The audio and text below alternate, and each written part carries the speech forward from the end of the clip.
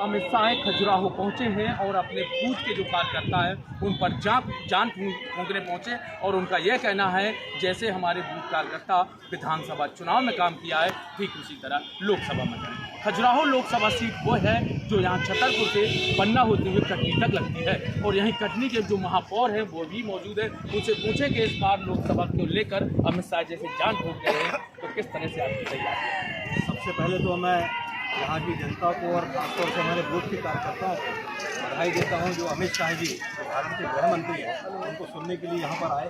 और कार्यकर्ताओं में एक उत्साह है कि अब की बार 370 सीट पूरे भारतीय जनता पार्टी पूरे भारत में जीते और 400 से ज़्यादा सीट एनडीए जीत करके सरकार बने, क्योंकि पिछले 10 सालों में नरेंद्र मोदी जी की सरकार ने जो जन के कल्याणकारी कार्य किए हैं, देश की समस्याओं को समझाया है, भव्य राम मंदिर का निर्माण हुआ है, धारा 370 समाप्त हुई है और उसके बाद गरीब कल्याण के जितने काम हैं, 80 करोड़ लोगों को अन्न देना कोरोना काल में, उसके बाद आवास देना, प्रधानमंत्री आवास देना, उज्ज्वला योजना का लाभ देना, ऐसे लखपति दीदी बनाना, ड्रोन दीदी बनाना, ऐसे तमाम जो कार्य किए हैं वो जन जन तक पहुँचे कार्य हैं, क्योंकि प्रधानमंत्री जी ने जो काम किया नरेंद्र मोदी जी ने वो जन जन तक पहुँचा हुआ है और देश का मान पूरे विश्व में बढ़ा है। आज हमारे सारे तीर्थ क्षेत्र सब विकसित हो रहे हैं, पूरे विश्व में भारत का नाम हुआ है और आज एक एक कार्यकर्ता इस बात के लिए उत्साहित है। आज कांग्रेस यहाँ से जा चुकी है क्योंकि उसको इस बात का मालूम है कि भारतीय जनता पार्टी यहाँ पर चुनाव जीतेगी, तो उन्होंने इस सीट को खाली कर दिया। तो आज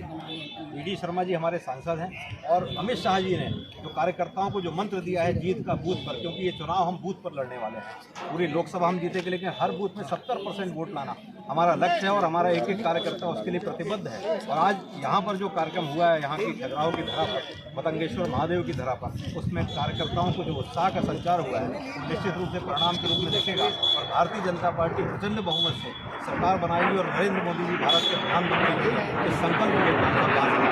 जैसे बात करें तो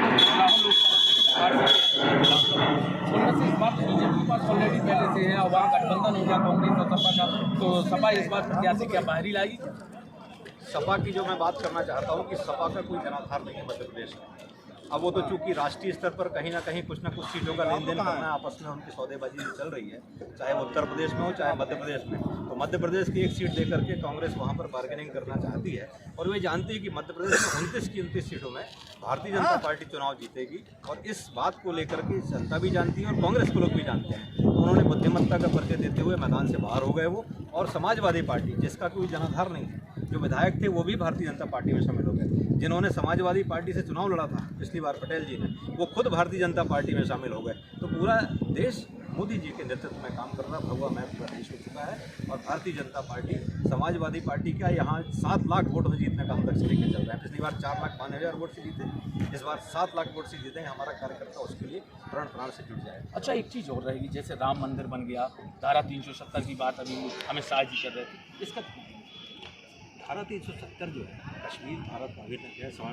श्यामा प्रसाद मुखर्जी का बलिदान हम जानते हैं और भारतीय जनसंघ से लेकर जनता पार्टी तक इसने लगातार संघर्ष किया।